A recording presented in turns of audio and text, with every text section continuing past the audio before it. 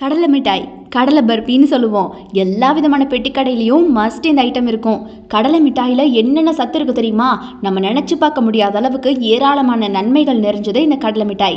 கடலை மிட்டாயில் நார்ச்சத்து, protein, vitamin, இரும்புச்சத்து, கால்சியம் இந்த மாதிரி அத்தியாவசிய சத்துக்கள் எல்லாமே இருக்குமா.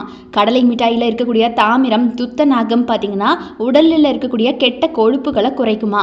கடலையில் இருக்கக்கூடிய விட்டமின் இ, ஜிங்க் இது ரெண்டுமே பார்த்தீங்கன்னா தோள்களில் ஏற்படக்கூடிய பிரச்சனைகளை கூட போக்குமா. கடலை மிட்டாயில் அதிகமான புரதச்சத்து இருக்கிறதுனால உடலுக்கு தேவையான புரதம் இதிலிருந்தே கிடைக்குமா. கடலை மிட்டாயில் இருக்கக்கூடிய செறிவான வைட்டமின் சத்துக்கள் குழந்தைகளுக்கு ஊட்டச்சத்து குறைபாடு ஏற்படுறத கூட தடுத்துடுமா.